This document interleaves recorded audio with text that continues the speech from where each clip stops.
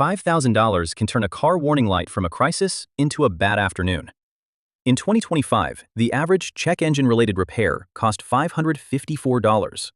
With nothing saved, that bill can move forward to a credit card, an overdraft, and paychecks you haven't even earned yet. With $5,000, past paychecks are already waiting.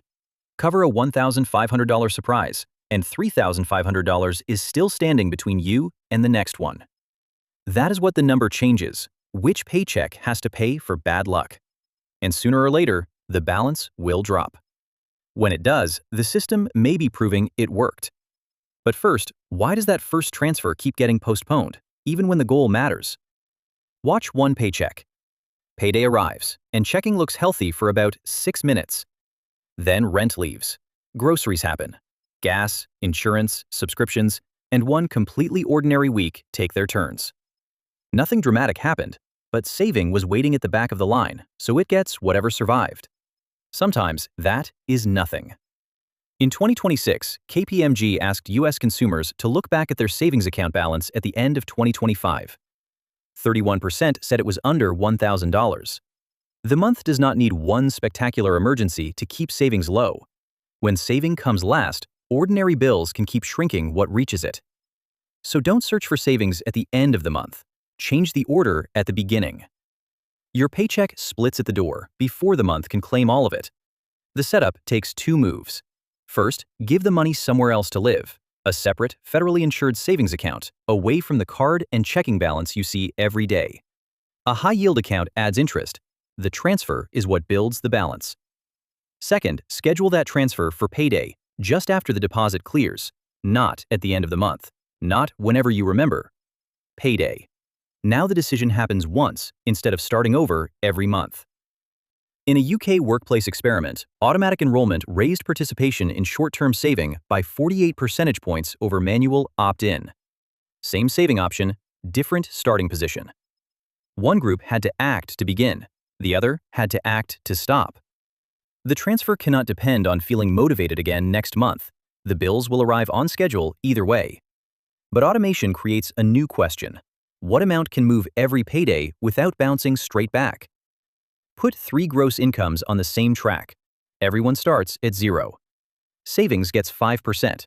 To keep the comparison clean, leave out interest, withdrawals, and lucky windfalls. 5% is $1 from every $20 of gross pay. It does not say what anyone should be able to save. 2 people can earn the same $45,000 and have completely different room to save. One shares rent, another pays it alone. One has childcare, another has debt payments or irregular hours. Income tells you what enters. It does not tell you what is already waiting at the door. The middle lane is also close to the census median, $45,140 in total money income among people age 15 and older who had income in 2024. Now start the clock. At $30,000 a year, 5% is $125 a month. $5,000 takes 40 months. At $45,000, the transfer is $187.50 a month. The target takes about 27 months. At $60,000, it is $250 a month. The target takes 20 months. 40 months is long, but the account becomes useful before month 40. In the first lane, it reaches $1,000 after 8 monthly deposits. A smaller emergency can now end at the savings account instead of following the next paycheck. The full target is still ahead, but the household is no longer starting from 0. The useful transfer is the largest one that can survive a bad month. If $200 keeps coming back out of savings to rescue checking, $125 that stays there will reach the target sooner. If you don't know that number, open your checking history. Look at several full months, including an expensive one. Ignore the payday high. What remained after rent, utilities, minimum debt payments, groceries, and everything else that had to be paid? Start below the smallest remainder. Leave room for bills already scheduled. Run the transfer through an ordinary, expensive month. If it stays in savings, raise it a little and test again. That repeating transfer is the minimum. Overtime pay, a refund, something you sell, or a bill that finally ends can speed things up. Decide the share before extra money arrives. Once it lands in checking, it looks available. Then real life tests the setup. Maybe the transfer is too large and the credit card has to finish the month. Or the amount is fine, but it leaves before pay clears or on the same day as rent. Lower the amount, move the date, or do both. One bad setting doesn't mean the whole system failed. Now comes the test that can look like failure even when the money works perfectly. You reach $2,800. A $600 repair knocks the balance back to $2,200. It feels as if months of work just disappeared. They didn't. $600 of old paychecks showed up for a current problem and stopped it from becoming a new debt. Keep the transfer running from $2,200. The number went backward. Your finances did not. An emergency is obvious. Leakage is easier to miss. Savings sits beside checking. One tap moves money back. Soon the emergency fund is covering takeout, a weekend, and something that felt urgent for 48 hours. Keep the money reachable, but outside the everyday spending path. No spending card. One extra transfer step. That pause gives you a moment to decide whether the purchase is actually urgent. And not every expensive thing is an emergency. A yearly insurance bill is not a surprise just because it doesn't arrive every month. Neither is a trip, a gift, or a planned tire replacement. Give those costs a different bucket, or they will keep rating this one. Before you pull money back, pause on 3 questions. Did this come out of nowhere? Does it need to be handled? Does it need to be handled now?